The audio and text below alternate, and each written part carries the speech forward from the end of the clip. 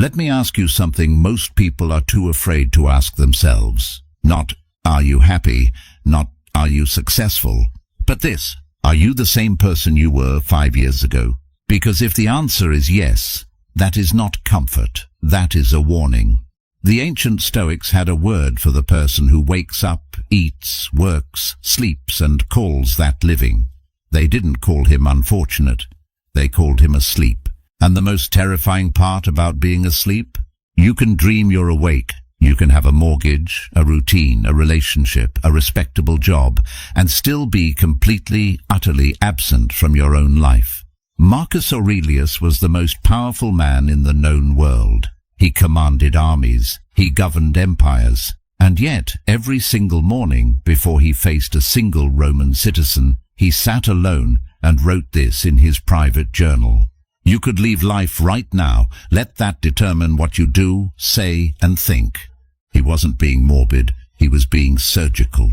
Because the man who forgets he is mortal will waste his life as if he has another one waiting. Today I'm going to give you 5 truths, not 5 tips, not 5 hacks. 5 truths, the kind that land in your chest and stay there. Some of you will resist them. Good. Resistance means they've touched something real. Some of you will already know them, and yet you'll realize knowing is not the same as living them. These are the 5 harsh Stoic truths that will not motivate you. They will reconstruct you. Truth 1. Your comfort is killing you, slowly, quietly, and with your permission. Here is something no one will say to you at your performance review, at your dinner table, or at your doctor's office. The safest version of your life is also the most dangerous one. The Stoics had a practice they called premeditatio malorum, the premeditation of evils. Every morning they would deliberately imagine discomfort, poverty, failure, exile, loss, not to become pessimists, but to become unbreakable. Seneca, one of the wealthiest men in Rome, would regularly sleep on the floor. He would eat the food of a poor man, not because he was punishing himself, but because he was testing himself. He wrote, "Set aside a certain number of days, during which you shall be content with the scantiest and cheapest fare, with coarse and rough dress, saying to yourself the while, 'Is this the condition I feared?'" Think about the last time you were genuinely uncomfortable, not mildly inconvenienced, not slightly annoyed, truly, physically, mentally uncomfortable. And you chose it. When was that? Because here is what happens to a human being who never chooses discomfort. The threshold lowers. The things that once would have been minor irritations become unbearable. A difficult conversation becomes impossible. A hard week at work becomes a crisis. A rejection becomes evidence that the world is against them. You don't build psychological strength by reading about it. You build it the same way you build every other kind of strength, by applying load. The Stoics called this ascesis, disciplined practice, voluntary hardship, not as self-punishment, but as self-architecture. Now here is the part that most people skip past because it makes them uncomfortable, which ironically proves the point. Your comfort zone is not protecting your quality of life, it is shrinking it. Every time you avoid the hard conversation, it gets harder. Every time you skip the discipline, the next skip costs less. Every time you choose the easy path, the hard path grows longer. Epictetus was born a slave. He had a master who once broke his leg, slowly, deliberately, watching him. Epictetus looked up calmly and said, "You are going to break it." When it snapped, he said, "Did I not tell you?" Not bravado, not performance. That was a man who had spent years building an interior life so solid that even physical destruction could not reach the core of him. You will never be tested the way Epictetus was tested. But the question the Stoics are asking you is this: if you were, would you hold? The practice is not dramatic. The practice is quiet. It is the cold shower when you want the warm one. It is the difficult conversation you have this week instead of next year. It is sitting with your own silence instead of reaching for your phone. It is staying when every comfortable instinct tells you to go. Voluntary discomfort is not a discipline for monks and philosophers. It is the most practical psychological technology ever developed. Because the person who has learned to be okay with hard things is free. Not free from difficulty, free within it. Truth 2. You are not anxious about the future. You are addicted to controlling it. The single most important philosophical distinction the Stoics ever made, more important than their ethics, more important than their logic, is this: there are things in your control, and there are things outside your control. Epictetus called this the dichotomy of control, and he made it the opening line of his entire philosophical system, the Enchiridion. Some things are in our control, and others not. 6 words. 2,000 years later, humanity is still failing to live them. Because here is what we actually do. We spend roughly 90% of our mental energy on the 90% of life we cannot control, and then wonder why we feel exhausted. Think about the last week of your life. How much mental energy did you spend on what other people think of you? On outcomes you couldn't guarantee? On futures that haven't happened? On past decisions you cannot unmake? All of that, every second of it, was anxiety in costume. And anxiety in costume is not concern. It is the illusion of control. You believe that if you worry about it long enough, hard enough, thoroughly enough, you will somehow prevent it. You won't. Marcus Aurelius governed the largest empire in the world during one of its most catastrophic periods: plague, war, betrayal, famine. And he wrote, repeatedly, privately, with no audience, "You have power over your mind, not outside events. Realize this, and you will find strength." He wasn't writing a motivational poster. He was writing a reminder to himself, because even the most powerful man alive had to actively resist the instinct to try to control everything. Now here is the second layer of this truth, and this is the one that genuinely disturbs people. Your anxiety is not just a reaction. For many of you, it has become an identity. When someone asks how you are, you say busy, or stressed, or it's a lot right now. And there is a strange comfort in that, because being stressed means you are important. Being anxious means you care. Being overwhelmed means you are trying. The Stoics would call this a vice dressed as a virtue. Real care is not the same as worry. Real effort is not the same as anxiety. Real responsibility is not the same as trying to control what you cannot. The Stoic practice here is called amor fati, love of fate. Not mere acceptance, not grim resignation, love. Nietzsche borrowed it from the Stoics, the idea that you do not simply endure what happens to you. You embrace it. You find the thing in it that was necessary. You stop fighting the fact that life is not fully yours to manage. What would it do to your life if, starting today, you stopped spending energy trying to control other people's opinions of you? What would open up in your mind if you released the compulsive rehearsal of conversations that haven't happened yet? What would you do with that space? The Stoics knew what they would do with it. They would use it to become better, to act with virtue, to focus on the only garden they could actually tend, the one inside themselves. Control what you can, release what you can't, know the difference with ruthless clarity. That is not passivity, that is precision. Truth 3. The version of you that everyone approves of is not you, it is your cage.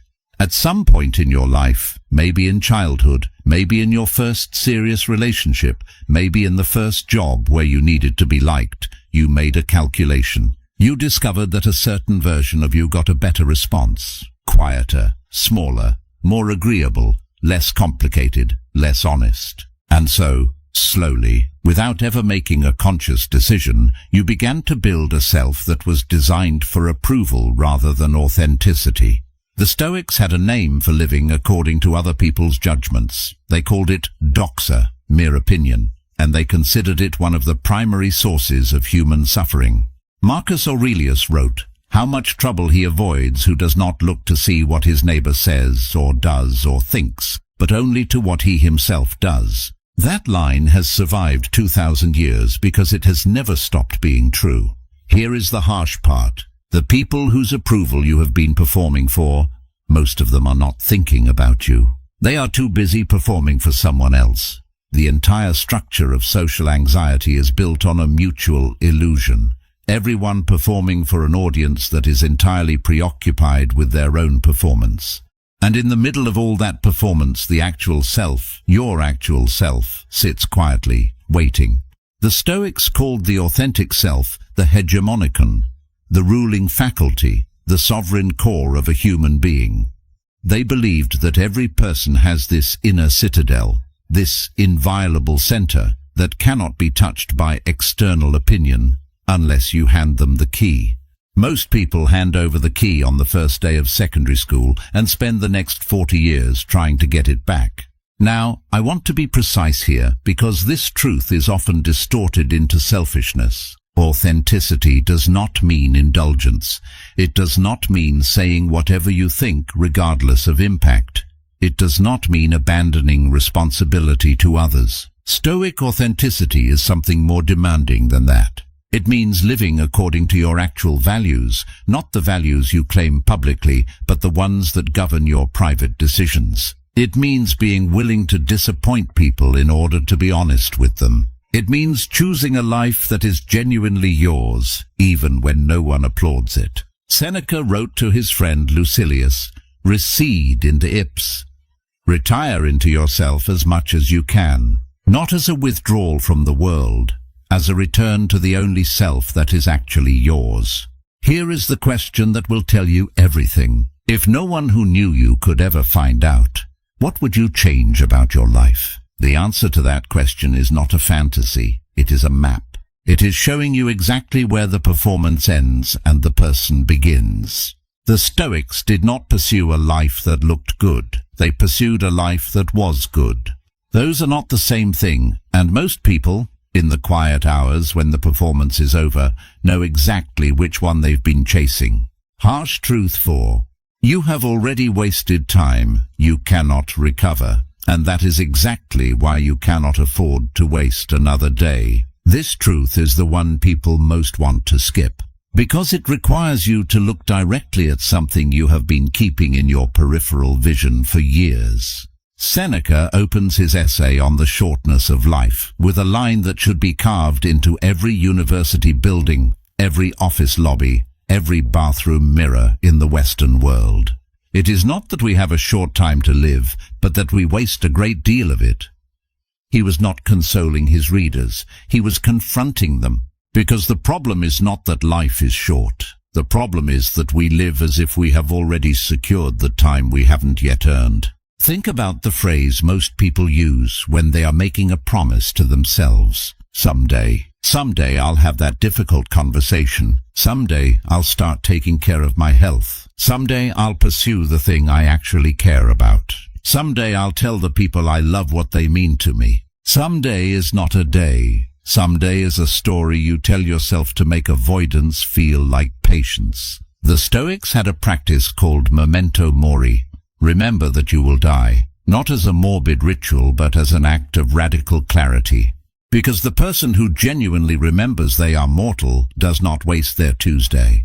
Now here is where this truth becomes harsh in a very specific way. You cannot get back the years you spent performing instead of living. You cannot recover the decade you spent in the wrong relationship because leaving felt too hard.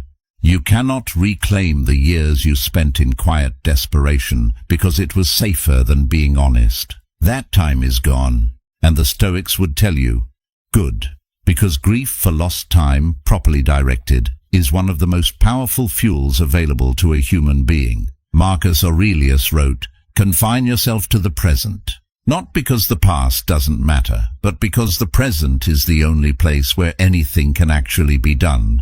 The Stoic relationship with time is not about urgency, it is about precision. It is about asking every single day with genuine seriousness, is this how I want to spend this day? Not this year, not this decade, this day, because days are what lives are made of. Not years, not chapters, days. Seneca again, omnia aliena sunt, tempus tantum nostrum est. Everything is alien to us, time alone is ours. Not your reputation, that belongs to other people's perceptions. Not your property, circumstances can remove it. Not even your relationships, they are not wholly within your authority. But the way you spend your hours, that is the one thing that is irreducibly, non-negotiably yours. And the question is not whether you've wasted time in the past. The question is whether you will let that fact cause you to waste what comes next. Harsh Truth 5. Virtue is not a reward for a good life. It is the method by which a good life is built, one action at a time. This is the truth that the modern world is most thoroughly unprepared for, because we live in an age that has inverted the relationship between character and outcome. We believe that if we achieve enough success, enough recognition, enough comfort, we will eventually become good people. We will be generous when we have enough to give. We will be patient when life stops demanding so much. We will be honest when the stakes are lower. We will be disciplined when conditions improve. The Stoics looked at this belief and identified it as one of the central errors of human life. They had a single word for what humans most need, the thing toward which all philosophy ultimately points: eudaimonia. It is usually translated as happiness, but that translation fails. Eudaimonia is not a feeling, it is a condition, the condition of a human being who is functioning according to their highest nature. And the Stoics were absolutely clear on how it is reached, not by acquiring, by becoming. The four cardinal virtues of Stoicism, wisdom, justice, courage, and temperance, were not aspirational goals. They were not achievements to be unlocked after sufficient success. They were practices, daily, moment-to-moment practices. Every time you tell the truth when a lie would be easier, that is courage, practiced. Every time you consider another person's situation before judging them, that is justice, practiced. Every time you resist the impulse toward excess, that is temperance, practiced. Every time you act from understanding rather than reaction, that is wisdom, practiced. Marcus Aurelius didn't write his meditations because he had achieved virtue. He wrote them because he was actively, daily, imperfectly working toward it, and he needed to remind himself to continue. The most important word in Stoic ethics is not virtue, it is practice. Because virtue is not a destination you arrive at, it is a direction you continuously choose. And here is why this is harsh. It means there is no point at which you are done. There is no level of success, no amount of wealth, no degree of recognition that graduates you from the practice of becoming a better human being. The Stoics would see the modern obsession with self-improvement as simultaneously correct in its instinct and completely wrong in its direction. We optimize our productivity and neglect our character. We track our steps and ignore our honesty. We build our profiles and abandon our integrity. The Stoics had a word for the person who accumulates achievements without developing character, the person who is rich in externals and bankrupt in internals.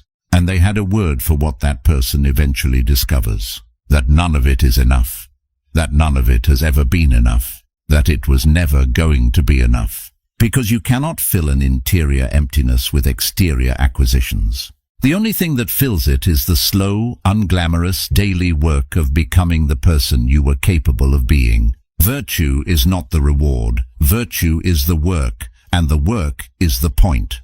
5 truths, not 5 steps, not 5 hacks, not 5 days to a better you. 5 truths that the Stoics lived with and died with across 2,000 years of human history. That comfort is the gentlest form of self-destruction. That control is mostly an illusion, and the freedom you seek is on the other side of accepting that. That the version of you that everyone approves of is not you, and it never has been. That time does not wait, has never waited, and the only rational response to having wasted any of it is to waste less of what comes next. And that virtue is not what you receive at the end of a good life. It is the method by which a good life is built. One decision, one moment, one day at a time. These truths are not easy to hear. They were never designed to be. The Stoics had no interest in philosophy that made you feel better. They had an interest in philosophy that made you better. The distinction matters, because the world is full of things that will make you feel better for an hour. A scroll, a drink, a distraction, a validation. But the things that will actually make you better, they will cost you something. They will ask you to be more honest, more disciplined, more willing to be uncomfortable, more willing to be seen as you actually are, rather than as you wish to appear. The Stoics were not perfect, not one of them. Seneca accumulated wealth while writing about the dangers of wealth. Marcus struggled with anger while writing about the importance of patience. Epictetus taught freedom while living in chains. They were not masters, they were practitioners, and that is precisely what made them worth listening to. Not the perfection, the practice. Not the arrival, the direction. The Stoic path is not a destination you reach. It is a way you move through the world, slowly, deliberately, with your eyes open, knowing what is yours to control, releasing what is not, choosing discomfort when it makes you stronger, dropping the performance when it costs you your actual life, spending your time as if you understand what it is worth, building your character as if you understand that it is the only thing that will matter in the end. Marcus Aurelius wrote one final thing I want to leave with you. It was not addressed to armies. It was not addressed to Rome. It was addressed to himself in private, in the middle of a life that was harder than most of us will ever know. Waste no more time arguing about what a good man should be. Be one. Not tomorrow. Not when conditions improve. Not when you feel ready. Now. The Stoics are not asking you to be flawless. They are asking you to begin. And they are asking you to keep beginning every single day until it is no longer effort, until it is simply who you are.